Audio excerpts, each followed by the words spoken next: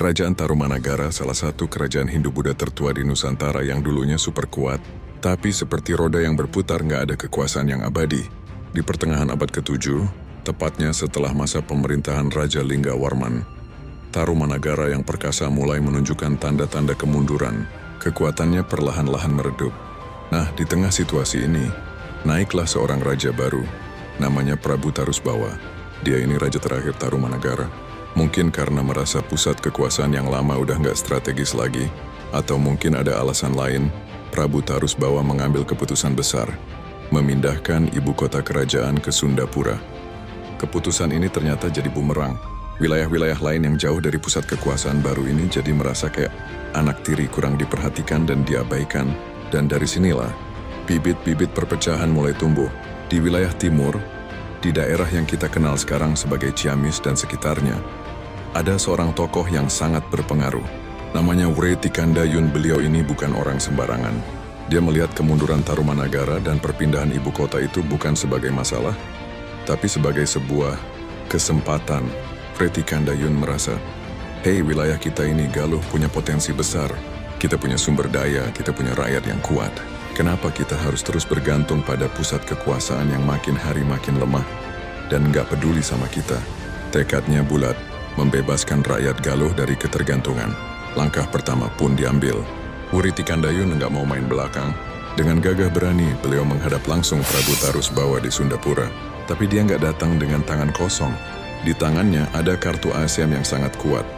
Bukti dukungan dari kerajaan Kalingga yang dipimpin oleh Ratu Shima yang legendaris itu. Di hadapan sang Raja Tarumanagara, Wre Tikandayun dengan tegas menyampaikan permintaannya. Izinkan kami wilayah Galuh untuk berdiri sebagai kerajaan yang mandiri. Kalian bisa tebak reaksi Prabu Tarusbawa? Tentu saja dia menolak mentah-mentah. Membiarkan separuh wilayahnya merdeka, itu sama saja mengakui bahwa kerajaannya sedang diambang kehancuran. Ego seorang raja pasti terluka. Tapi Wre Tikandayun nggak menyerah. Kabar penolakan ini sampai ke telinga Ratu Shima di Kalingga. Dan apa yang Ratu Shima lakukan? Beliau mengirim utusan langsung ke Sundapura. Pesannya jelas dan singkat.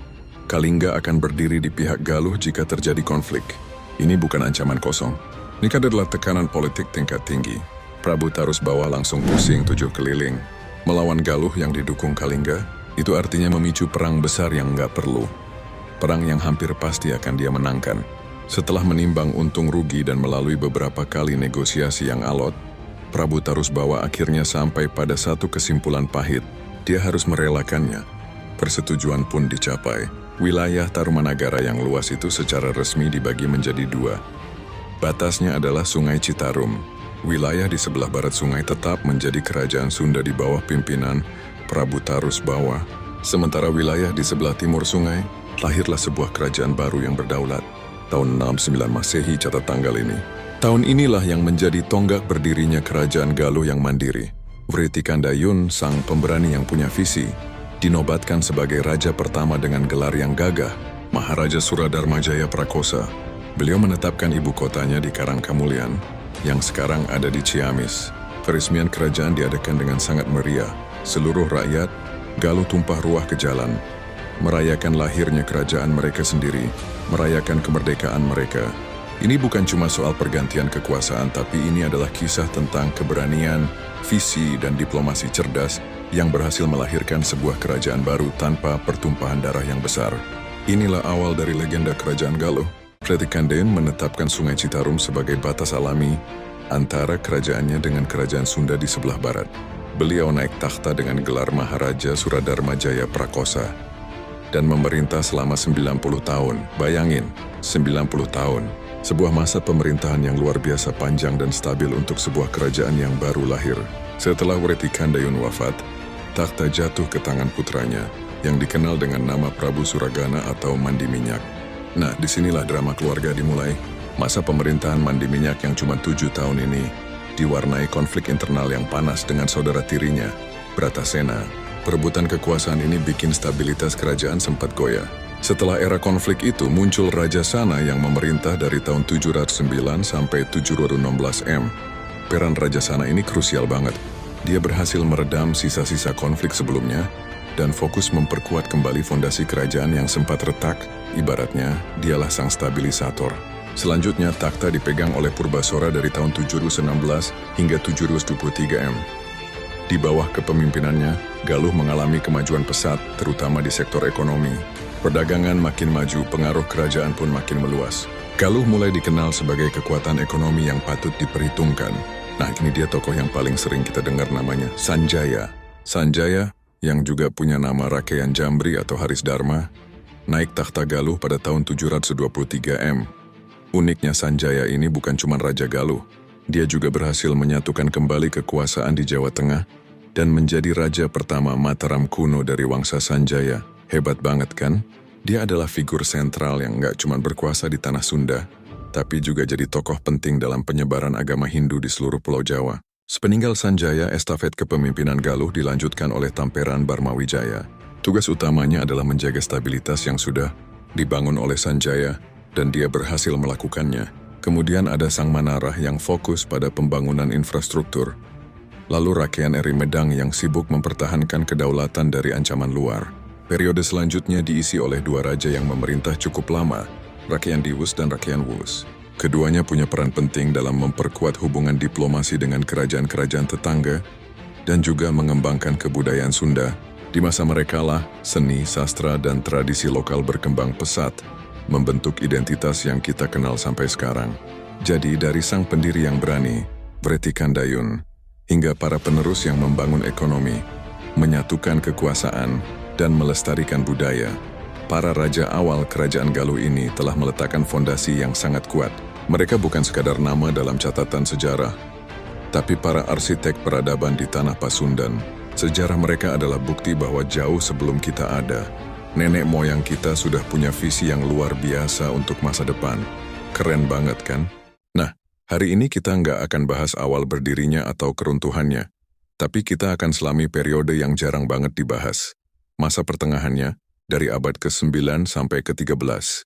Ini adalah masa transisi, masa penuh intrik, dan masa di mana fondasi kebesaran Galuh semakin dikokohkan, siap untuk menjelajah waktu. Cerita kita dimulai di pertengahan abad ke-9. Setelah era raja-raja awal, Galuh memasuki babak baru.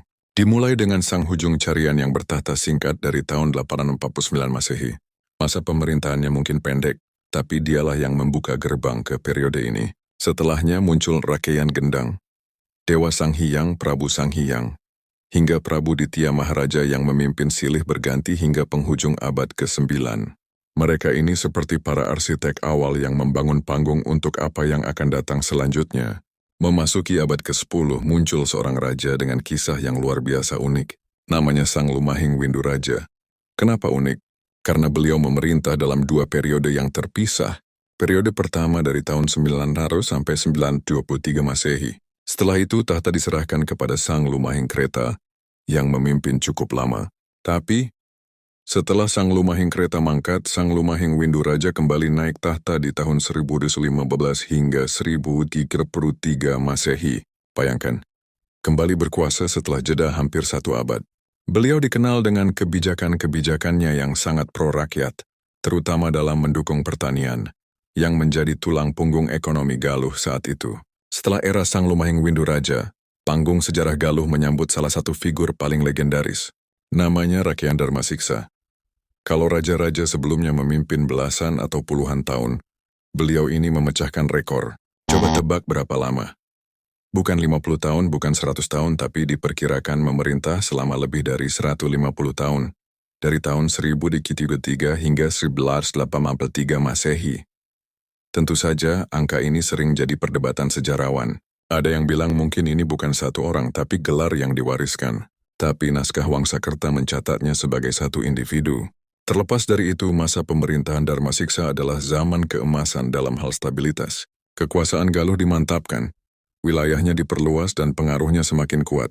Jadi adalah periode di mana Galuh benar-benar mencapai kemapanan politik dan militer. Bisa dibilang, Rakaian Darmasiksa adalah sang stabilisator agung kerajaan Galuh.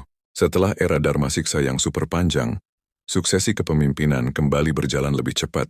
Kita melihat nama-nama raja dengan julukan yang merujuk pada tempat mereka dimakamkan. Ada Sang Lumahing Taman, Sang Lumahing Tanjung, Sang Lumahing Kikis, dan Sang Lumahing Kiding. Ini menunjukkan betapa pentingnya penghormatan terhadap leluhur dalam budaya Sunda kuno. Menjelang pertengahan abad ke-13, kita bertemu dengan dua nama terakhir dalam daftar kita untuk periode ini. Akikolot dan Prabu Maharaja, yang memerintah hingga tahun 1246.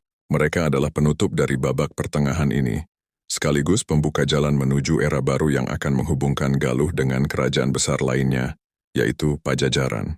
Jadi dari Sang Hujung Carian hingga Prabu Maharaja, masa pertengahan Galuh adalah sebuah epik panjang tentang suksesi, stabilitas, dan pembangunan fondasi. Ini bukan sekadar daftar nama dan tahun, tapi cerminan dinamika kekuasaan dan kearifan para pemimpin Sunda kuno dalam menjaga kerajaannya selama berabad-abad.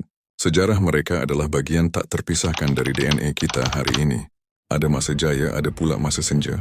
Nah, hari ini kita bakal flashback ke masa-masa akhir kerajaan Galuh, dari puncak kejayaannya sampai akhirnya lenyap dari panggung sejarah. Cerita ini kita mulai dari abad ke-14 pasca Perang Bubat yang tragis. Galuh dipimpin oleh Prabu Bunisora, yang memerintah dari tahun 1257 sampai 1371.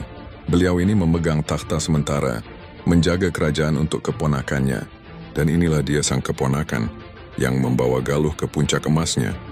Mahaprabu Niskala Wastukancana, beliau memerintah sangat lama, dari tahun 1371 sampai 1475. Bayangin lebih dari 100 tahun.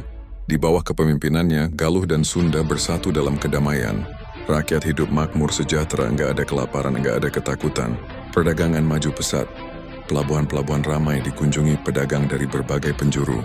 Prasasti Kawali yang beliau tinggalkan menjadi bukti betapa bijaksananya beliau.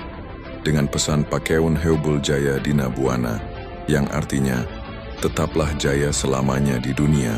Ini adalah masa keemasan, masa di mana Galuh begitu dihormati. Tapi, kejayaan gak abadi. Setelah Wastukancana wafat, takhta diwariskan ke putranya Dewa Niskala, yang memerintah dari 1475 sampai 1482. Nah, disinilah bibit-bibit masalah mulai muncul. Dewa Niskala melakukan sebuah kesalahan fatal. Beliau menikahi seorang perempuan dari Majapahit, yang merupakan musuh bebuyutan Sunda setelah tragedi Bubat. Tindakan ini dianggap melanggar aturan sakral kerajaan dan memicu kemarahan para bangsawan.